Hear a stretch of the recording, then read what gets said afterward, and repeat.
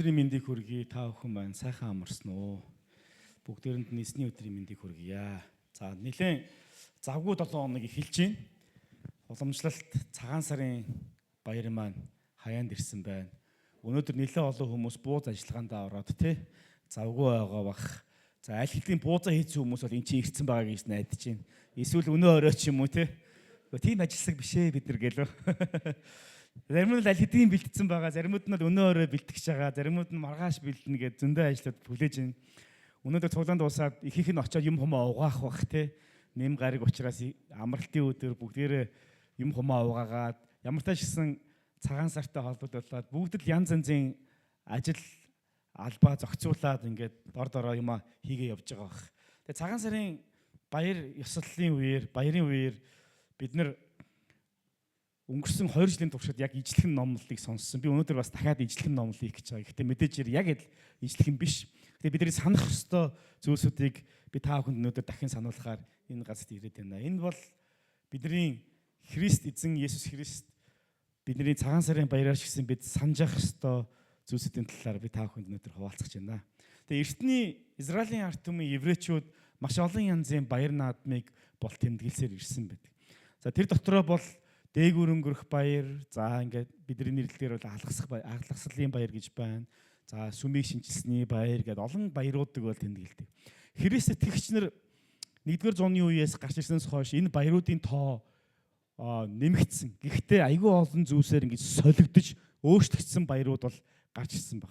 Өөрөөр хэлэх юм бол хэдийгээр Израилийн ард түмэн еврей хүнийхэн хувьд еврейчүүдийн өөрсдийн тэмдэглэдэг баяруудыг хийхээс гадна шин утга агуулга энэхүү баярууд дээр нь бол орж ирж тэд тухайн баярыг тэмдэглэхдээ Христ итгэл энэ дотор нь хэрхэн харагдаж хэрхэн бид нар юугийн санаж байх ёстой вэ гэдэг тэр үнцхийг өөрсдийнхэн баяр ёслолтын дээр бол оруулж ирсэн байдаг.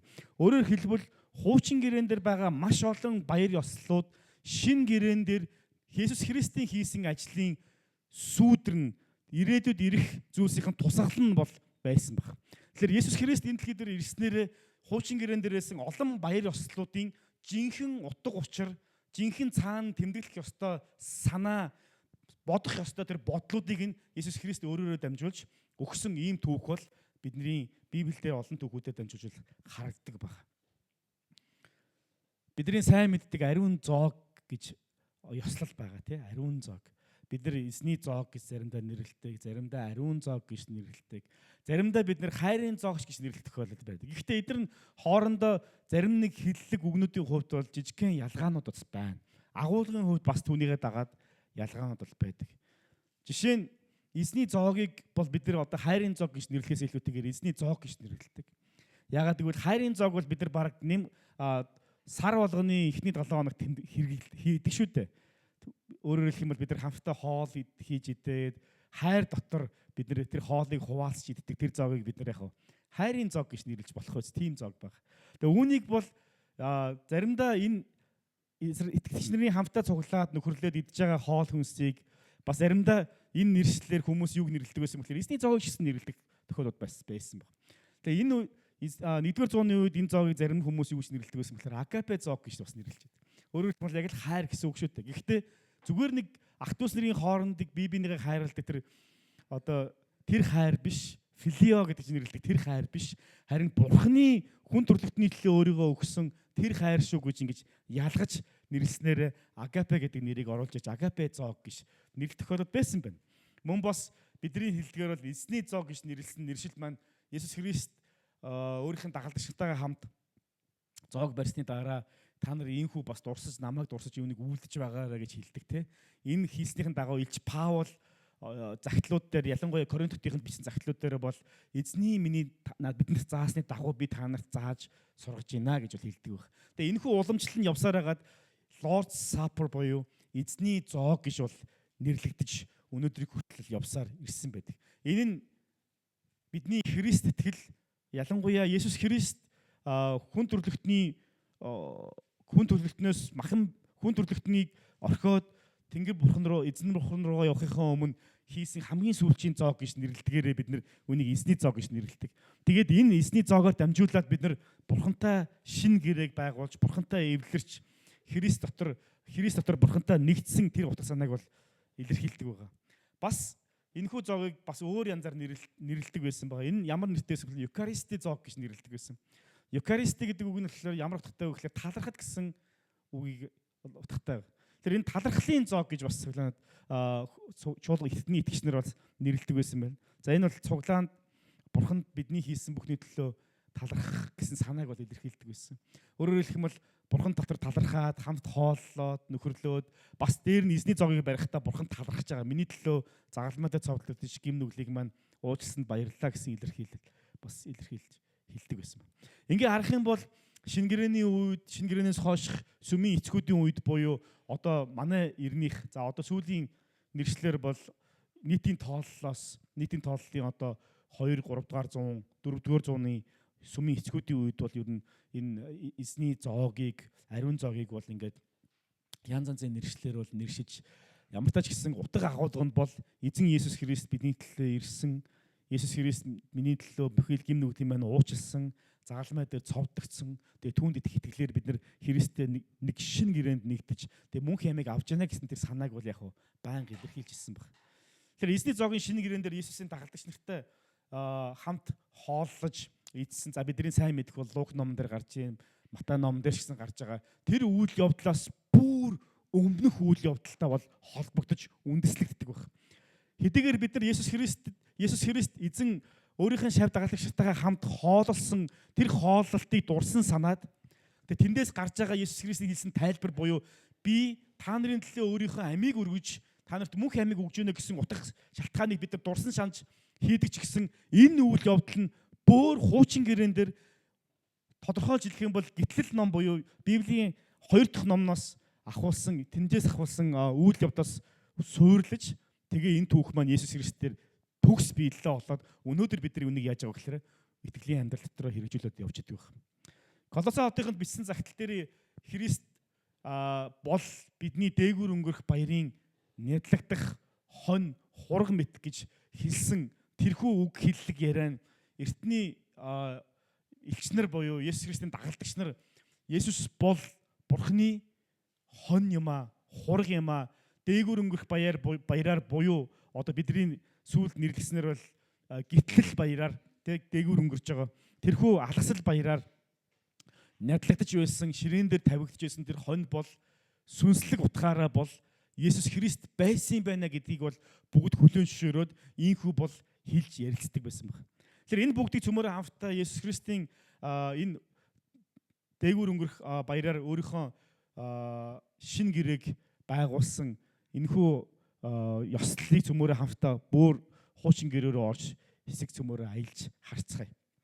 Тэгэхээр энэ түүх маань гитлэл номын 3 дугаар бүлэг, 4 дугаар бүлэг гээд явсаар хагаад 12 дугаар бүлэг хүртэл үйл явдалтай бид нарыг салшгүйгээр бол ингэж холбож өгдөг байх. Гитлэл номын 3 дугаар бүлэг дээр юу болдог вэ гэвэл Бурхан Израилийн ард түмнийг аврахын тулд Мосег дуудаж байгаа үйл явдал болдог. Ингээд маш олон янзын гамшиг, нөгөө талаараа гайхамшиг үйл явдал болсны дараа 12 дугаар бүлэг дээр Бурханы тэр хийсэн авралын ажил хэрхэн төгс болж байгаа талаар бол харуулдаг байна. Гэхдээ энэ бол зүгээр л Есүс Христийн хийх байсан ажлын зүгээр сүүдэр нь байсан. Үндсэн гол ажил нь байгаагүй. Түүнийг ойлгуулахын тулд энд түүхэнд болсон үйл явдал нь байсан баг.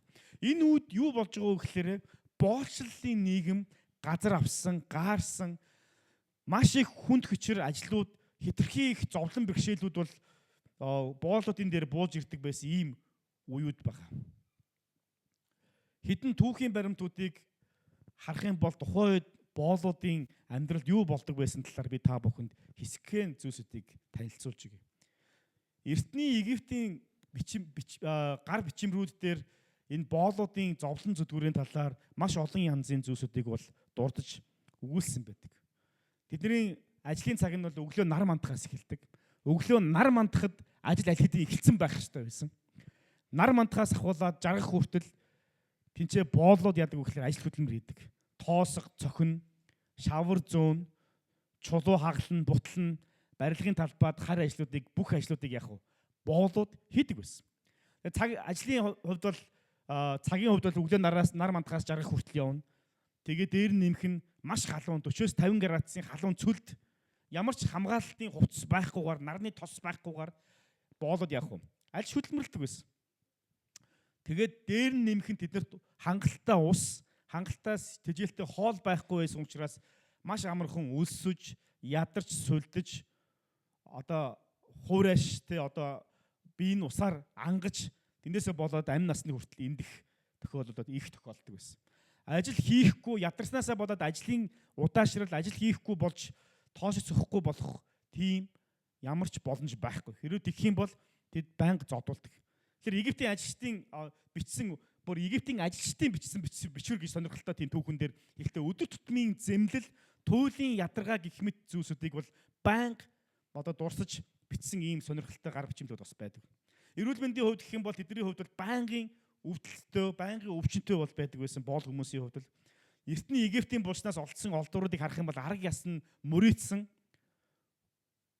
одоо юу гэх юм те гимтсэн тийм ястай боолуудын шарилуд маш ихээр олддог байсан бол түүхэл өгүүлсэн байдаг. Нурууны сэр, өвдөг, шагаан уюуд бол хит их ачаалал хүнд хүчээр ажил хийснээсээ болоод байнгын гимтэл бол учирдаг байсан. Шүдэн дандаа нурж унсан байдаг. Яагаад гэвэл хоол нь байнга элстэй байдаг учраас. Тэдний хоолнд элсний орц маш өндөр байдаг байсан учраас яг биеийн эрүүл мэндэд нь хоол нь буцаад сөргөөр нөлөөлдөг байсан. Цус багтал, шим тэжээлийн дутагдал гэх мэтчлэн олон зүйлсүүд тухайн үеийн боолуудын амьдралд нөлөөлдөг байсан. Ясны хугарал, тэгээ тэр нь идэгдэггүй. Тэгээ идэгсэн чинь ингээ бороолаад дахир дутуу болоод үлдсэн тохиолдол биш. Маш их тохиолддог байсан.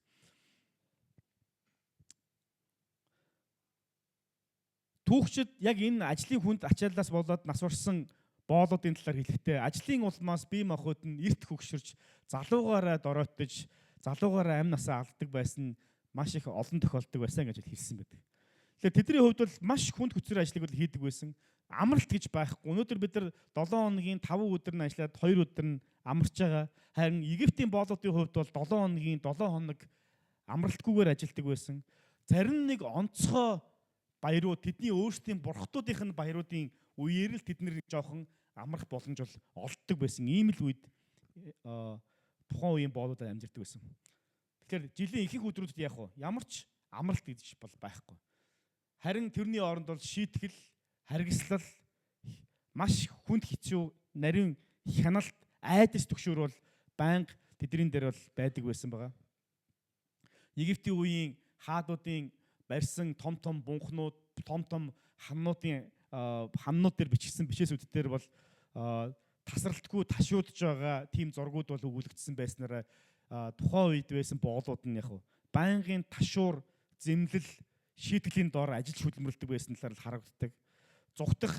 Зүгтхийн бол баривчлагддаг. Тэгээ халуулдаггүй. Ягаад гэвэл бусчаа зодуулаад дахиад ажиллая гэдэг. Өөрөөр хэлбэл зүгтх нь үхэл нь амар тайван бидний хувьд бол байгаагүй. Байнга зодуулдаг, шийтгүүлдэг, ажлаас хизээж салгагдах боломжгүй тийм үед бол Израилийн ард түмэн тухайн үед байсан боолууд бол амьдарч ирсэн баг. Тэдний хувьд л ердсөл айдас түгшүүр ямар ч амьдралын зорилго гэсэн юм бол байхгүй тийм. Гэр бүлийн нөхцөл байдлын хувьд бол бүр аимшигтай.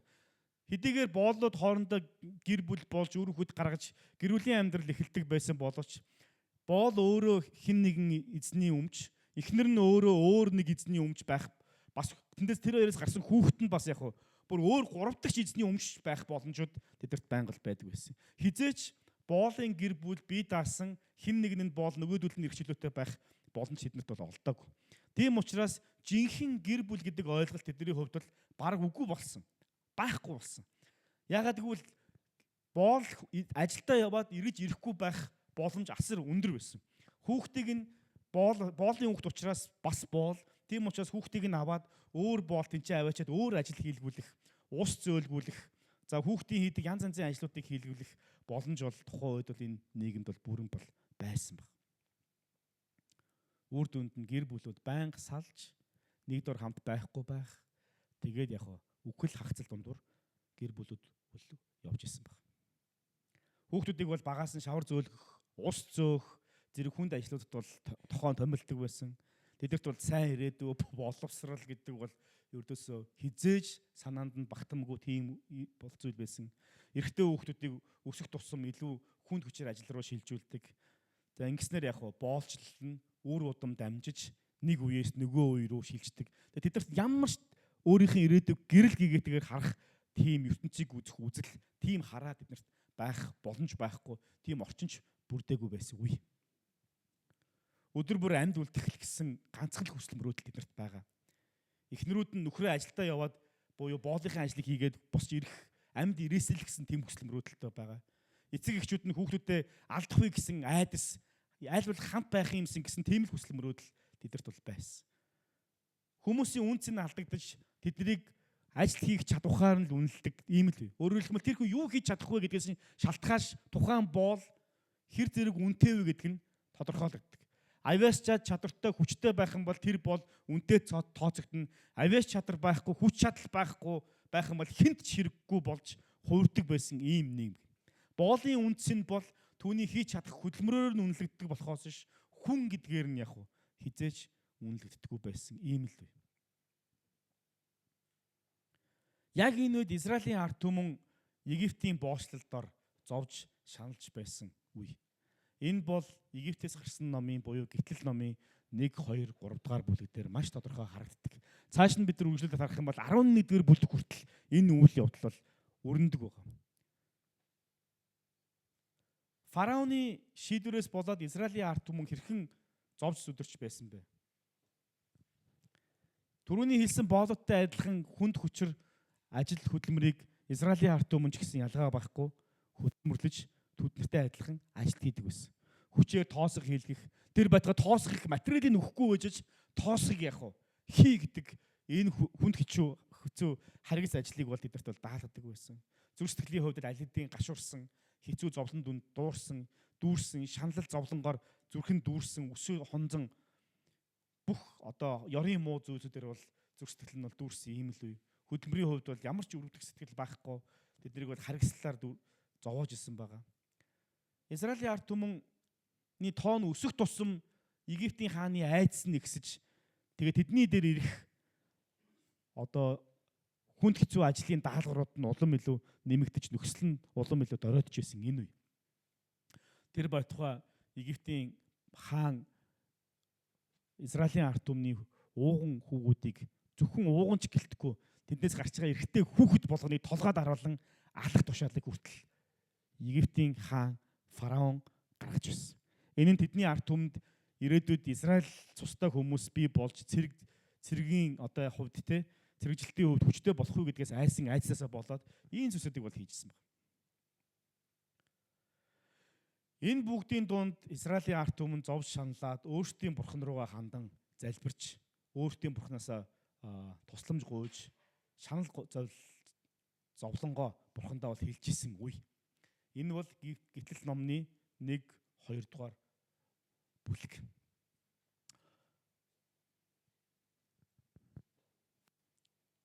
Энэ үйл явдлыг ингээ харахаар христч бидний хувьд бидний нөгөө нэг мойрын сүнсний боочлолдоор байсан үйл явдалтай яг адилхан.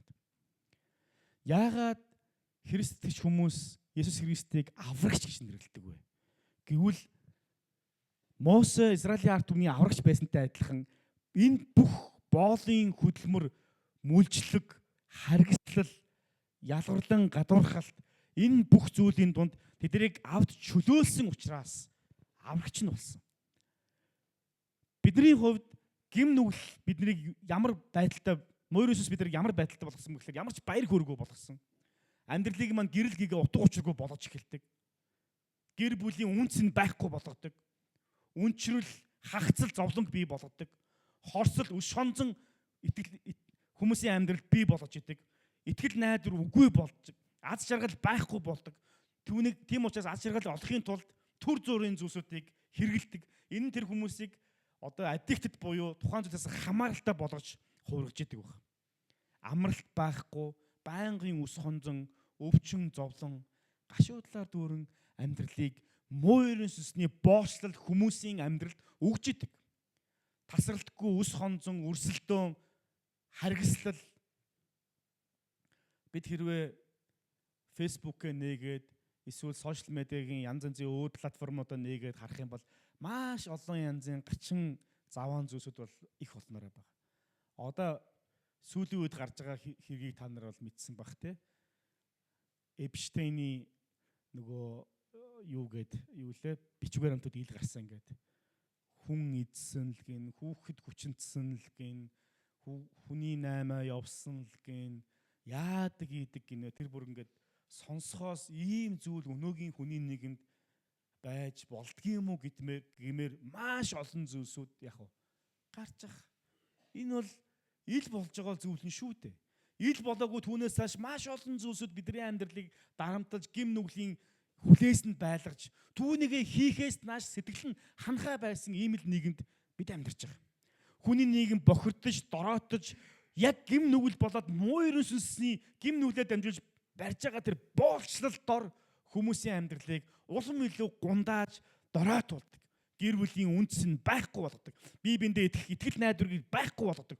Үнчрэл, хорсол, үзэн ядалт, худал хуурмаг, завхаарл энэ бүх зүйлсүүд гим нүглийн боолчлол дор байгаа хүмүүст яг гарцаа байхгүйгээр сонголтгүйгээр ирж баг. Гитлэл номын 3 дугаар бүлгийн 2-8 дугаар ишлэгийг би та бүхэнд уншиж өгье. Та бүхэн Библийг нэгээд Гитлэл номын 3 дугаар бүлгийн 2-8 дугаар ишлэгийг хараарай.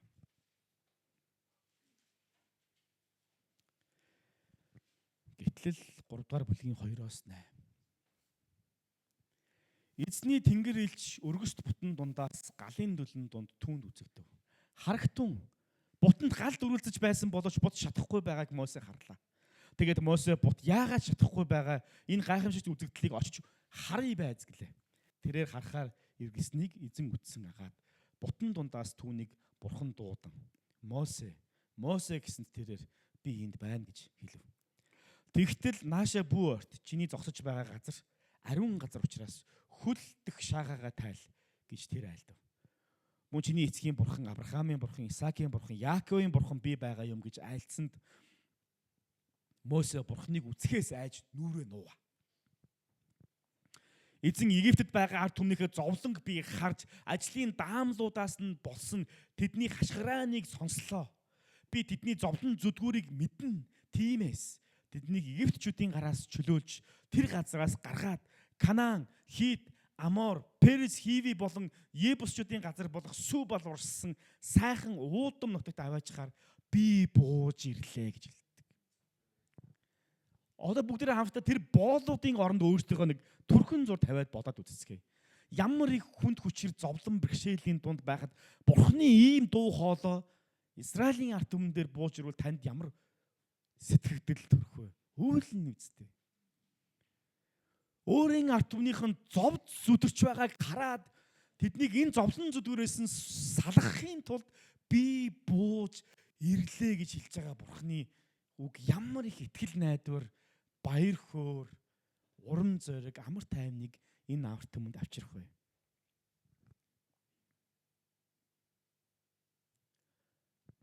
Ингээд энэ түүх юугаар үргэлжлэдэг вэ гэхээр Израилийн ард түмнийг чөлөөлөх тэр гайхалтай түүхүүдээр үргэлжлэдэг. Нийл мөрөнгө цус болгодог.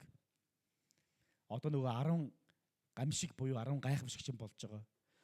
Усан цус болж хувирах буюу нийл мөрөн бүхэлдээ цус болон хувирж тэнцээ байсан амьд амьтад бүгд өгдөг.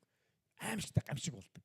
Яагаад гэвэл Бурхан Мосег явуулдаг. Мосе фараон дээр очиод миний ард түмнийг чөлөөл гэж хэлэх үед за зүгээрээ гараа чи зайл гэдэг те. Ер нь бол тийм л. Тэгээ яг хэрв чи миний ард түмнийг чөлөөлөхгүй байх юм бол Бурхан энэ ард түмэнд гамшигыг бэлдсэн байгаа шүү гэж.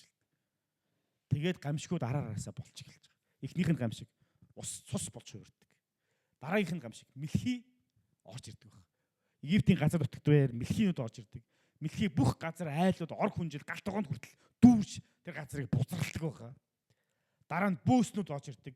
Бөөс тоос шороо хүртэл бөөс болон хувирж хүм мадал амтангуу бүгд яг бөөсцэн юмнууд явдал болдог. Бөөстөж үдсэн хүн байна уу? За гараа өргөд яах юм бити гаргаар. Түр хажуудлын чинь хүн олдож магадгүй тий.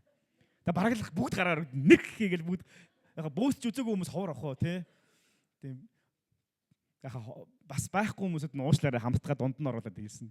Бөөсч их түүхтэй юм байл. Манай гэр бүл ингээд очиод мэдгүй нутгаа санс юм уу яасан хүнжил гуцнаасаа бөөс аваад хүний өгсөн хүнжил гуцнаас бөөс аваад тэр чинь салах гэж өстой амар зовлонтой юм болж байгаа байхгүй. Бүр нэг юм газрын тосны бараг керосины үнэртээ тийм тос түрхчээж арилж байгаа шүү дээ. Тэгээд энэ чи бүүс чи айгүй хэцүү те түүхтэй байдаг. Одоо ч гэсэн маш олон хүүхэд багчууд, олон айл өрхөд бүүсэнд айгүй хэцүү байгаа шүү дээ. Тэгэхээр энэ хардаа тоос шороонд хүртэл бөөс болон хувиржсэн гэхээр ямар аимшигтай тэр шаналл зовлон энэ Египтийн ард түмэн дээр фараоноос болж ирсэн бэ гэдгийг бид нар төсөөлж магадгүй. Ялаа их шавжийн довтлохоо бас болдог байгаа. Хортоо ялаанууд, хаздаг ялаанууд, шавжнууд Египтийн газар нутгийг бүрхэн орж ирж аимшигтай зовлон зүтгэрийг учруулдаг. Мал сүргэнд нь тахал тардаг байгаа. Египтийн адуу, үхэр, хон, тэмээ гэд бүхэл мал сүргүүд нь тахал тусаж нэрвэгдэж хоол хүнсгүй болдог. Хүм мал одоо гэх юм те маш олон арсны эдээт ярууд бий болдог. Мал адгуус нь тэр байтугай хүмүүс нь хүртэл арсны өвчнгүүттэй болдог. Анги цахилгаан ширүүн мөндөр бууж ирж бүх ургацыг нь цохиж одоо тэнцээ байсан одоо тариа ногоог нь бол баахгүй болгодог. Царцаа орж ирдэг. Үлийн цагаан огтон шиг те царцаанууд орж ирж хамаг тариаг нь идэж дуусдаг. Хоол хүнсгүй болгодог. Эцэст нь яадаг вүлээ? Гэрэлхийгээ баахгүй болж байгаа шүү дээ. Түнэр харанхуйг Египтийн газар нутагтаа яар бүрхлээ гэж хэлдэг. Өдрийн турш ямар ч гэрэлхийгээ баахгүй болдог. Ихтэй гайхамшигтай нь Израилийн ард түмэн байсан Гошен газарт бол ганцхан гэрэл тусчдаг. Бусад бүх нутгаар гэрэл байхгүй болдог. Аимшигтай гамшиг Египтийн ард түмэн дээр бууж цогтдог байна. Энэ бүгдийг харахаар Израилийн ард түмэнд байсан тэр зовлон зүдгүүрд яг буцаад Египтийн ард түмэн дээр бууж байгаатай адил. Хоолгүй болсон. Тэд өвчин зовлон эдэлж исэн. Хоол ундаа олохын тулд тэд хүнд хүчээр ажлыг хийсэн. Өвдсөн, өргөцсөн. Усгүй болсон. Тийм нийл мөрөн цус боож тэд уух усгүй болсон. Царцаа янз янзын амьтад орж тэд нар яг хоол хүнсгүй болж исэн. Мөндөр бүс бүх ургацыг нь баахгүй болгосон. Ялаа шумуудад орж тэд нар бүгд өвчтөө болсон. Бие маажрууд халдварт өвчнгүүд бий болсон. Нөгөө нэг бүх зовлон зүдгүүр Израилийн ард түмэн дээр байсан зовлон зүдгүүр буцаад Египтийн ард түмэн дээр гай ганчиг ланчиг нь болж бууж ирсэн ийм үйл явдал болсон байна. Ингээд их гитлэл номын 10 дугаар бүлэгтээ золгодог байна. Гитлэл номын 10 дугаар бүлэг. 24-өөс 27 дугаар ишлэлийг би та бүхэнд энчээ дурдж өгье. Фараон Мосег дуудаж яв. Эзэндээ үйлчил. Харин хон ба үхэр сүрэг чинь үлдэг. Хүүхдүүд чинь ч та нартай хамт яв гэж хэлв. Мосе бид эзэн бурхандаа дахил өргөх учраас та нядлах дахил ба шатаал дахилыг бидний гарт өгөх ёстой. Тиймээс бидний малч гисэн бидэнтэй хамт явна. Бид тэдний заримыг нь авч бурхан эзэндээ үйлчлэх тул нэгш туурайтай үлдэх ёсгүй. Мөн тэнд очих хүртлээр бид юугаар эзэнд үйлчлэхийг өөртөө ч мэдэхгүй байна гэж хэлв. Тэгээд фараоны зүрхийг хатууруулсан тэр тэднийг явуулахыг дахиад хүссэнгүй гэж хэлсэн. Фараоны зүрх дахиад хатуурж байгаа. Хэн хатууруулж байгаа вэ? Бурхан. Бурхан фараоны зүрхийг хатууруулад Израиль ард түмэн дахиад явдаг. Анхны нэгдүгээр гамшигаас ахуулаад бурхан тэнцээ бүх зүйлийг нь удирдах гэсэн. Бурхан хэмжээшгүй эрх мэдлээрээ тэр бүх зүйлүүдийг удирдах гэсэн байна. Израилийн ард түмний аврал нь фараоноос биш гэдгийг бурхан ойлгохыг хүсэж байсан. Фараон за одоо яв би тааны чөлөөлж ийн гэж тэд нар явахгүй. Ягаад гэвэл аврал нь зөвхөн бурханаас байдаг гэдгийг Израилийн ард түмэн ойлгох ёстой. Фараон шийдээд зүгээр нэг эрх мэдэлтэн, зүгээр нэг мөнгөтэй нөхөр, зүгээр нэг албан тушаалтай нөхөр авралыг шийддэггүй юм аа гэдгийг бурхан Израилийн ард түмэнд үүгээр дамжуулж ойлгуулсан. Тэгээд Израилийн ард түмэн чөлөөлөхөөс дахиад яаж чадаагүй. Бурхан фараоны зүрхийг хатууруулснараа хамгийн эцсийн аимшигтай тэр том шийдвэрийг одоо харуулдаг байна. Энэ бол төрсөн уугнуудыг мал сүрэг болоод хүний уугнуудыг цохих явдал байсан. Амь насыг нь авах. Египтийн бүх ууган хөвгүүд, малын ууган төлүүд нь амиа алдсан ийм аимшигтай үзэгдэл болсон байна. Энэ үеэс нэг сонирхолтой түүх хэлдэг. Баяр ёслолын түүх. Энэ ямар түүх вэ гэхээр одоо бид нар Египтээс гарсан номын буюу Гитлэл номын 12 дугаар бүлэг дээр очиж байгаа.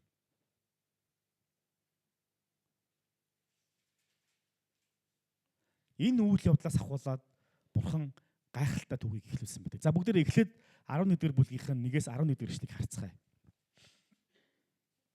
Гэтэл 11 дугаар бүлгийн 1-ээс 11 дугаар эшлэл. За бидээс дуудаж өгье, та бүхэн дагуулад хараад тогтоогоод аваарай.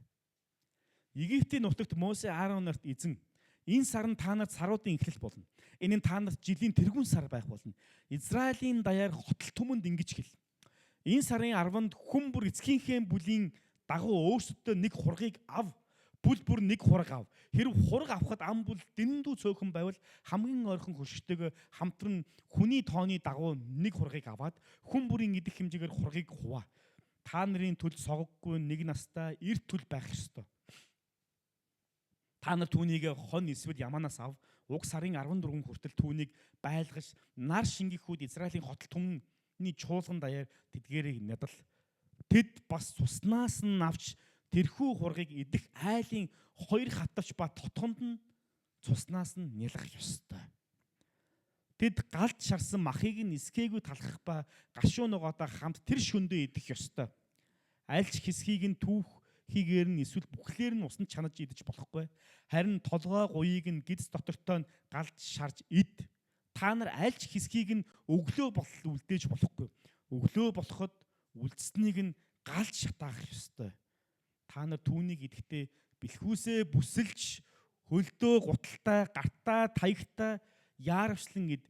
Энэ нь эзний алгасал болоо гэсэн заавар. Одоо нөгөө дээгүр өнгөрөх буюу алгасах баярын түүхэн үйл явц энэ ч тохиож байгаа. 9 гамшиг болсны дараа 10 дахь гамшигтаа Бурхан бэлдээд Израилийн ард түмэнд хийсэн заавар дээр яг л цагаан шаасаг зааварыг өгдөг. Ах トゥ нараараа цуглаад, аавын даа цуглаад, бүгд дээл хувцас өмсөөд, бүсээ бүслээд, хамт хургаан нэдлээд, хоноо гаргаж идээд, эсгээгүй талах бэлдээд, тэгээ тэр махтагаа хамт хольж идээд, тэгээ тэр газараа яах ёстой гэхээр Бурханы авралыг хүлээгээд тэр бүх ёслол дуусах үед идээ будаад тараагдаад ч юм уу идэж ундаа дуусах ёстой гэдэг талаар хэлдэг. Би өнөөдөр та бүхэнд цагаан сар бол дээгүр өнгөрөх баяр юмаа гэж хэлэх гээгүй маа. Гэхдээ бидний санах ёстой нэг зүйл байгаа. Бид цагаан сарыг тэмдэглэхдээ бид юг санах ёстой вэ? Эндээс бид нар юг символ буюу ямар нэгэн тийм жишээ болгоод бид нар түүнийг дурсан санджаах ёстой. Гэвэл эзэн Есүс Христийг бид нар санах ёстой. Баяр ёслол нь биднэрт Христийг сануулж, баяр ёслолоор дамжуулж бид нар Христийг дурсан санаж байх ёстой. Энэ бид нар зүгээр нэг төвөгшөөдөг, зүгээр нэг хоошин тавьдаг зүйл биш. Энэ баяр гайхалтай. Маш олон түүхийн сурвалжууд олон янзаар тайлбарладаг. Мэдээч Христийн талбараас хинч тайлбарладаггүй л дээ. Гэхдээ сүүлийн үед олон христч теологч нар энийг хараад энэ чи цагаан сартай ямар адилхан юм бэ? Өө энэ чи юу үйлээ гэдэг санаануудыг маш ихээр дэвшүүлэх болсон. Ямар ч гэсэн маш олон айлууд эрт дээр үеэсээ бид нар хон гаргаад цагаан сараараа тэмдэглээд ах トゥ нар хамт дээлээ өмсөөд бүсээ бүслээд бие биенийхээ амар мэндийг асуугаад Израилийн ард түмэн яг тийм шүү. Тэр өөрөө бол яг дээгүр өнгөрч байгаа. Юу дээгүр өнгөрч байгаа? Үхлийн сүнс Бурханд итгэсэн тэр хон тавьсан, хон гаргасан, тэгээ хоньныхын цусыг тотхон дээгүүр төргсөн айлын дээгүр өнгөрөөд түүнд итгээгүй айл дээр ороод уугнуудынх нь амийг авч байгаа ийм үйл явдал. Амар байна уу? Минь дүү. Амьд дуу гэж бие биенээс асуух тэр л уулзалт болж байгаа шүү дээ үнэндээ бол. Есүс Христ дээгүр өнгөрөх баярын гол эзэн нь. Бидний амьдралд олон янзын гим нүглээс ирсэн хавчлага, дарамт, зовлонгоос эзэн Есүс Христийн цус биднийг аварч яг л тэр дээгүр өнгөрөх баярын хон мэт тэр хон өгсөн учраас тэр хураг өгсөн учраас тэр цусыг тотхон дээгүүрөө түрхэж тэр цуснд итгэсэн гэр бүл яг уу аврагдсантай адилхан Есүс Христэд итгэсэн гэр бүл хувь хүмүүс авралыг авдаг. Есүс бол дээгүүр өнгөрөх баярын хураг. Лук номын 22 дугаар бүлгийн 14-өөс 23 дугаар эшлэлээр ийм үгүүлсэн байна. Цаг болоход тэр тухлан суулаа. Ишлэнэр түүнтэй хамт байв. Есүс тэдэнд би зовхоосоо өмнө энэхүү алгасал баярын зоогийг та нарын хамт барьсан гэж ихэд хүссэн билээ. Би та нарт хэлье. Энэ нь Бурхны хаанчлалд биелдэл би хизээч дахиж зоог барихгүй гэд. Тэр аягийг авч тал хөргөн үүнийг авч дундаа ууцгаа хүртцгээ. Би та нарт хэлье. Үүнээс хойш би усган үзмийн дарсыг Бурхны хаанчлал хүртэл уухгүй гэв. Тэр талах авч талархал өргөөд хуваан тэдэнд өгөхдөө энэ бол та нарын төлөө өгөх миний бие юм. Намайг дурсаж үүнийг үлд гэж айлдав. Тийм эцгээсний дараа тэр мөн аяг авч энэ аяг нь та нарын төлөө урсах миний цусаар тогтоогдох шин гэрээ юм. Харин үзэгтэн надаас урагч нэгний гар миний хамт ширээн дээр байна. Учир нь үнэхээр хүний хүү тогтоогдсноор явж байна. Харин түүнээс урагч золгүй ээ гэв. Тэд өөр хоорондоо бидний хэн тийм зүйл хийх юм болоо гэж ярилцаад энэхүү баярын ёслол дуусдаг. Энэ авлагсал баярыг тэмдэглэхдээ Есүс Христ хамгийн сүүлчийн удаа дагалдагчтайгаа хамт эзний зоогийг барьж явах үед ямар утга санааг тэдэнд ойлгуулахыг хүссэн бэ? Израилийн ард түмний эцэг өвгдөөсөө тэмдэглэж ирсэн тэр дээгүүр өнгөрөх баярыг би ч гэсэн тэмдэглэе гэдгээр тэмдэглэсэн үгүй.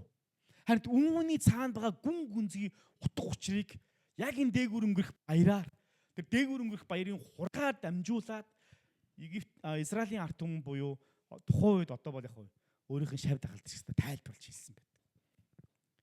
Дээгүүр өнгөрөх баярын нядлагдсан хураг бол би шүү гэж Есүс өөрийгөө хэлж байгаа. Хаалган дээр түрхсэн тэр цус бол Есүсийн авралын цус байсан юм шүү. Боолчлолоос чөлөөсөн тэр бурхан бол би юм шүү. Их чөлөөнд гаргасан тэр эзэн бол би юм шүү гэдгийг тайлбарлахын тулд дээгүүр өнгөрөх баяраар Есүс өөрийнхөө дагалдагчтай хамт тэр зоогийг барьсан байдаг. Есүс бол бидний баяр наадмын утга учир. Бид дээгүүр өнгөрөх баярыг тэмдэглэдэггүй. Гэхдээ бид нар эзний зоогийг бол тэмдэглэдэг. Яагаад?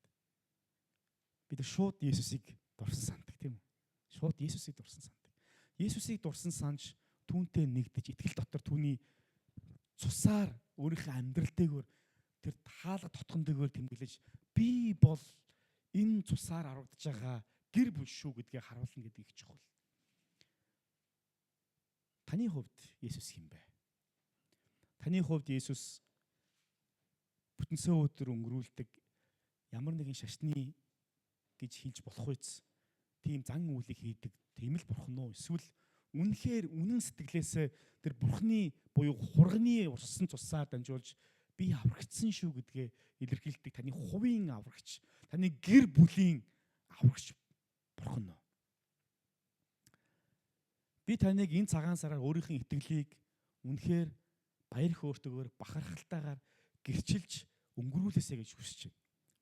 Есүс бидний амьдралд тэр бүх хардалт, архиталт, завхаарал одоо өөр юу гэдгийг худал хуурмаг, хулгай, авилгал энэ бүх гим нүглийн дарамт зовлонгоос биднийг чөлөөлсөн бурхан байсан атал бид юунаас нь ичиж санаа зовох вэ? Йошуа ард түмнийхээ өмнө гарч ирээд хэлэхдээ өнөөдөр та нар шийдвэр гаргаарай. Эргэн тойронд чинь байгаа энэ ард түмнүүдийн бурхтуудыг шүтээд явах уу? Эсвэл өнөөдрийн хүртэл та нарын амьдралыг аварсан энэ бурхантай үйлчилж амьдрах уу гэдгээ та өөрөө сонгоорой. Харин би болоод миний гэр бүл эзэнд үйлчлэхийг сонгож байна гэж хэлсэн байна.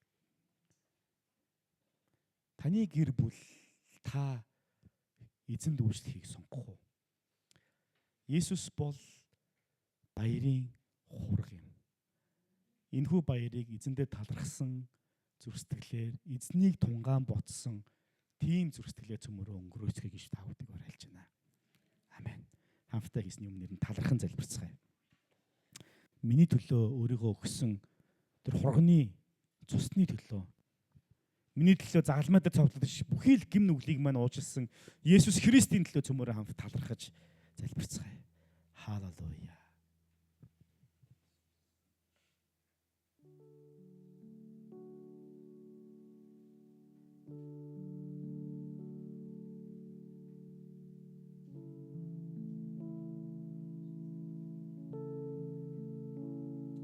Есүс та бол дээгүүр өнгөрөх баярын хурга.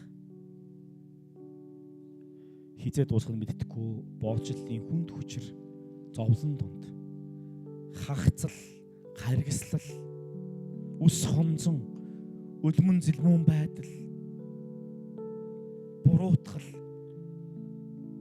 ялгуурлал, гадуурхал донд байсан тэр боолуудыг аварсан аврал дээгүүр өнгөрөх баярын хурга та билээ. Есүс та бол биний аврагч. Морин сүнсний бүхий л дарамт зовлон болох худал хуурмаг, хулгай, үс хонзон, үл уучлал бүхий л будар зүйлсүүд үхэл, хагцал, өвчин зовлон, хараал, донтолт, үзэн ядалт энэ бүх гим нүглийн зовлон дунд дарамтлагдсан шаналж явах үед биднийг аварсан тэр загалмай дээр урсгасан цус бол эзэн Есүс таних. Та өөрөө ихдээ түүнд итгэж шинж мөхгүй харин мөнх онтой болно гэж хэлсэн. Эзэн минь би танд итгэж байна. Та бол биднийг аварсан Бурхны хурга үлээ. Бидний амьдралд амар тайван, баяр хөөр, итгэл найдвар, гэрэл гээгээ, амралт, сайн сайхан гэр бүл олон өрөөлүүдийг өгсөн тань талархаж байна эзэн минь. Энэхүү баяр хөөрийн мэдээг, энэхүү баяр хөөрийн зүрхсэтгэлийг бид өөртөө болоод өөрөө л бусдад дамжуулж, гэрчилж үгээр бахархаж амьдрахад та биднийг хөтлөн дагуулаарай. Халелуя Бурхан минь. Монгол түмний цагаан сар их баяр наадам болох гэж байгаа энэ үед их эзэн би таныг дурсан санаж бидний гэр бүлийг, бидний баяр хөөргийг үнэхээр таны дотор та өрөөж өгөөрэй гэж би танаас гуйж байна. Жинхэнэ баяр хөөр, жинхэнэ амралт, жинхэнэ тайлхарлыг та миний гэр бүл дээр, та бидний гэр бүл дээр буулгаж өгөөрэй. Халелуя, танд баярлалаа. Эзэн Есүсийн нэрээр залбирч байна. Амен. Амен. Хамтаа судлаасаа бас Disney-ийн магтаалаар эцгээе.